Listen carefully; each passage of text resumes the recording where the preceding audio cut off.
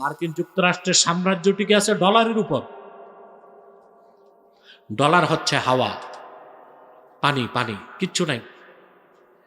America তার মন মতো ডলার ছাপাতে পারে। এটার এন্টিতে হয়েছে ব্রিক্স।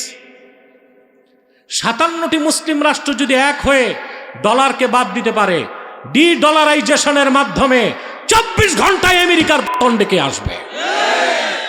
এটা হওয়া উচিত। তাহলে এই পৃথিবীতে পশ্চিমাদের যে স্লোগান মানবতা, মানবাধিকার, সব হচ্ছে কাগজে কলমে। পৃথিবীতে এটাই সত্য, মাইট ইজ রাইট, সত্য না? অথবা আমাদের জোরজার মুল্লুকটা, এটাই সভ্য দুনিয়ার মূল নীতি, এটাই পুরাণ নীতি, এটাই আগের নীতি, এটাই থাকবে সামনের নীতি। তা আমাদের উচিত কি? আমাদের উচিত প্রচুর অস্ত্র তৈরি করা। আমাদের সাবমেরিন থাকতে হবে, প্রচুর ফাইটার থাকবে, আমাদের মিসাইল থাকতে হবে, কিনা? আমাদের বিমান দরকার। আমি মনে করি রূপপুর পারমাণবিক বিদ্যুৎ কেন্দ্র না করে অ্যাটমিক রিঅ্যাক্টর করা দরকার ছিল। এটাও আমাদের দরকার, কারণ আমাদের সবচেয়ে বড় শত্রু আমাদের পাশে, ঠিক কিনা? অতএব এই কথাগুলো কেন বললাম? এই জন্য বলেছি যে আপনার স্বর্ণটার দাম বেড়ে গেছে, এই জন্য এখন ডি ডলারাইজেশনের মাধ্যমে ডলারকে পৃথিবী থেকে উৎখাত করার আন্দোলন শুরু হয়েছে। আমরাও এই আন্দোলনে শরীক থাকতে চাই। ওরা আমাদের বড় শত্রু। পাশে যেটা, এটারে মাঝে মধ্যে লাথি টাথি দেওয়া যায়, এরা ভীতু এবং কাপুরুষ, কথা বলে না। আমাদের একজন বর্ডার গার্ড, ওদের 1000। বর্ডার গার্ড দেখলে ওদের ধুতি ঢিলা হয়ে যায়, এত ভয় পায় বাংলাদেশের সেনাবাহিনীকে আর বর্ডার গার্ডকে। কিন্তু দূরে যেটা আছে আটলান্টিকের ওপারে, ও যদি একবার এসে থাবা বসায়, সিরিয়ার যা হয়েছে, লিবিয়ার যা হয়েছে, ইরাকের যা হয়েছে, আফগানিস্তানের যা হয়েছে, তার চেয়ে মারাত্মক পরিণতি হবে বাংলাদেশে। তা ঠেকিয়ে দিতে আমাদের ঐক্যবদ্ধ থাকতে হবে। সেরকম কিছু আলামত, আভাস, ইঙ্গিত পাওয়া যাচ্ছে। আমাদের এখনই সজাগ হওয়া উচিত। দেশ থাকলেই না রাজনীতি করবেন, বলে দেশ মেরামত করবে। তো দেশ থাকলে তো যেটা আপনারই না, ওটা মেরামত করে কি করবেন আপনি? কথা বুঝতেছেন তো? দুনিয়ার সম্পদগুলো কি? আল্লাহ বলেছেন সুশোভিত করা হয়েছে মানুষের জন্য নারীর প্রতি আকর্ষণ, সন্তানদের ভালোবাসা, কারি কারি সোনা রূপা, নির্বাচিত পশু, গৃহপালিত ঘোড়া, নির্বাচিত ঘোড়া, গৃহপালিত পশু আর কৃষি। সুবহানাল্লাহ। আপনারা কৃষিকে মূল্যায়ন করেন? জি না। বাংলাদেশ কৃষিতেও পিছায় আছে। যাদের 14 গোষ্ঠী কৃষকেরা এখন কৃষি বাদ দিয়া সব বিদেশ ছুটতেছে।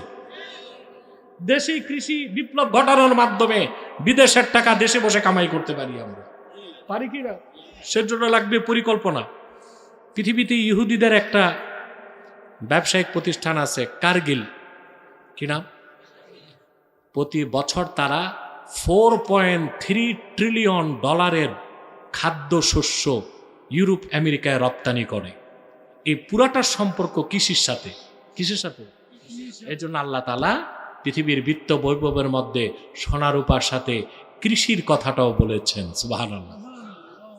এই সব দুনিয়ার সম্পদ।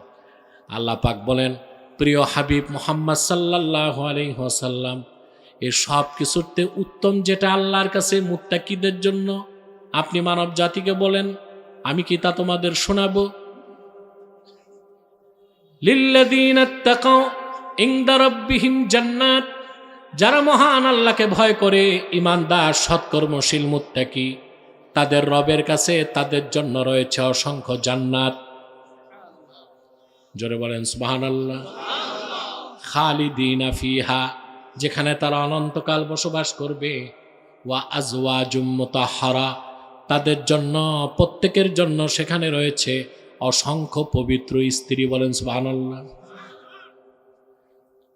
বেহেশতে কি থাকবে? পবিত্র স্ত্রী। প্রত্যেকের জন্য থাকবে একাধিক পবিত্র স্ত্রী। কোথায়? দুনিয়াতে কয়টা? জোরে।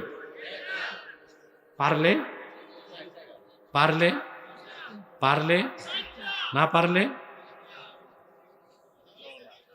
না, যার ফ্যাক্টরি ফিউজ ও একটাও না, কিন্তু একটি মুরগির সমান দৈহিক শক্তি যার আছে তাকেও বিয়ে করা উচিত।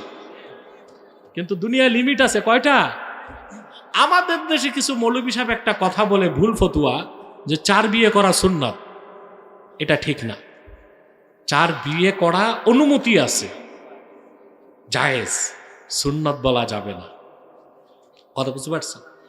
আল্লাহ বলে দিয়েছেন বিয়ে 2টা 3টা 4টা, ওয়া ইন খিফতুম আল্লাহ তাদিলু ফাওয়াহিদা, যদি একাধিক স্ত্রীর মধ্যে জাস্টিস ইনসাফ করতে পারবা না আশঙ্কা থাকে তাহলে একটা। কয়টা? এখন ইনসাফ কিভাবে করবেন?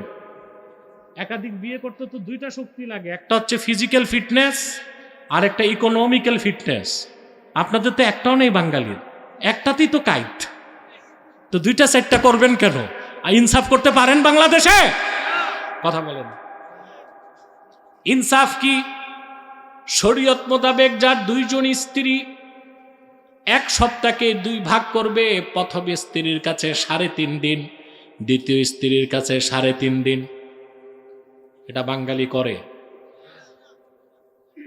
দ্বিতীয় স্ত্রী নিয়ে প্রথম স্ত্রীর কাছে 6 মাসও যায় না, আর দ্বিতীয় স্ত্রীর কাছে তাকে নিয়ে থাইল্যান্ডে যায় হানিমুন করতে। এটা কি ইনসাফ? এই ইনসাফ যার নাই তার কি দ্বিতীয় বিয়ে করা উচিত? ইনসাফ যার 2 বউ, একটা তরমুজকে 2 টুকরা করে পাল্লায় মেপে 2 স্ত্রীকে দিতে হবে। এই ইনসাফ করতে পারলে আপনি করতে পারবেন। তারপরও সর্বোচ্চ লিমিটেশন কয়টা? হাদিস সাক্ষ্য দেয় আল্লাহ রাব্বুল আলামিন জান্নাতে প্রত্যেক মুমিন মুসলমানকে অনধিক 70 জন করে পবিত্র স্ত্রী দান করবেন। কি তাদের সৌন্দর্য, তা ভাষায় ব্যক্ত করার কোনো শব্দ নাই। হাদিসের ভাষ্য মতে বেহেশতের পবিত্র স্ত্রী হুর যদি আকাশের কপাট খুলে দুনিয়ার দিকে উকি দেয়, তার চেহারার জ্যোতি দুনিয়ার পূব থেকে পশ্চিমে ছড়ায় যাবে। পৃথিবীতে আপনার স্ত্রী যত সুন্দরী হোক, যদি মিস ওয়ার্ল্ড হয়, এত সুন্দরী, বয়স বাড়লে চামড়া কুচকে যাবে, চামড়া কুচকে যাবে, সৌন্দর্যে ভাটা পড়বে, আপনার আকর্ষণ কমবে। কিন্তু হাদিসের ভাষ্য মতে জান্নাতে মুমিন তার স্ত্রীর দিকে তাকায়, রূপ উপভোগ করে দৃষ্টি ফেরাবে, আবার তাকাবে, সৌন্দর্য বেড়ে যাবে, আবার নজর ফিরে আবার তাকাবে, সৌন্দর্য বেড়ে যাবে। অনন্তকাল সে সৌন্দর্যে কোনো ধরনের ভাটা পড়বে না।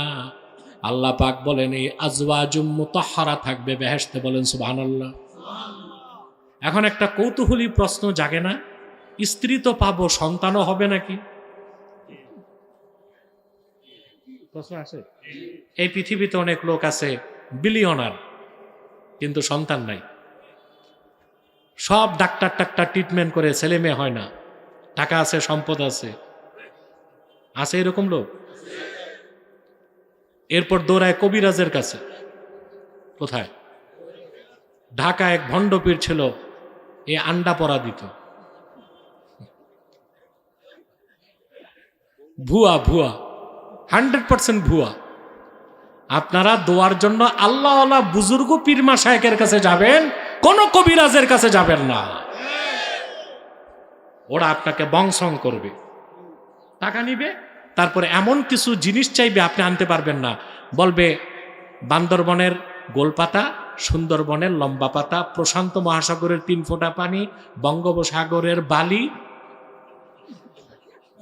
এগুলো আনতে আনতে আপনার কাম হয়ে গেছে, টাকা তো পকেটে ঢুকছে।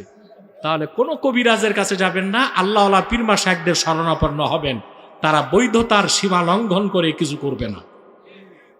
তো পৃথিবীতে আক্ষেপ যার রয়ে গেল, সন্তান হয় না, বেহেশততে এমন জায়গা যেখানে কোনো আক্ষেপ বাকি থাকবে না।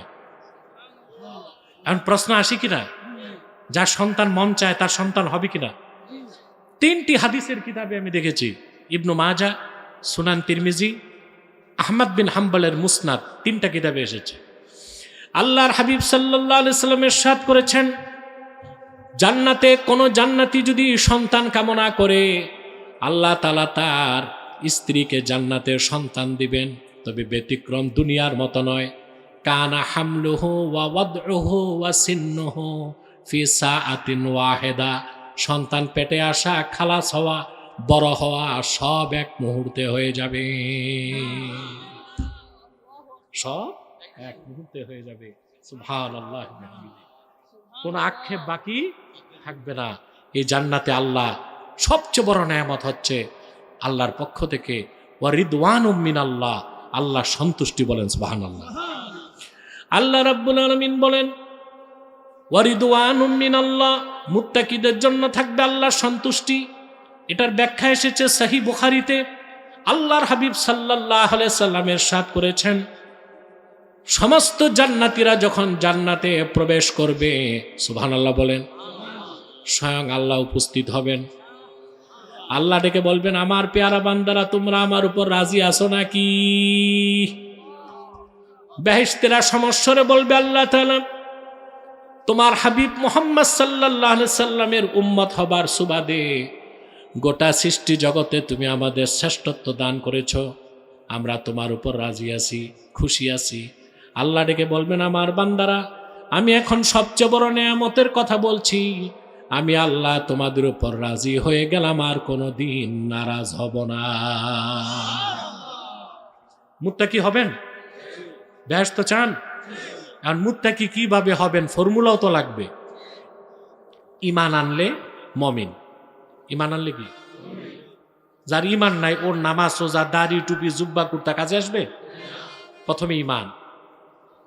ঈমানটা হচ্ছে আভ্যন্তরীণ আনুগত্য, অন্তরের বিষয়। ঈমান আছে না নাই কে জানেন? জোরে বলেন।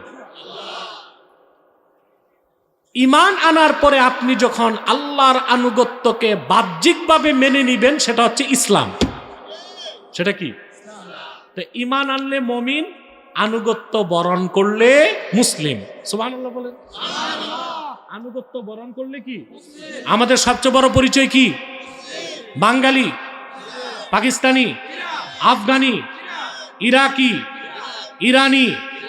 তোমার আমার সবচেয়ে বড় পরিচয় আমরা উম্মতে মুহাম্মাদি মুসলমান।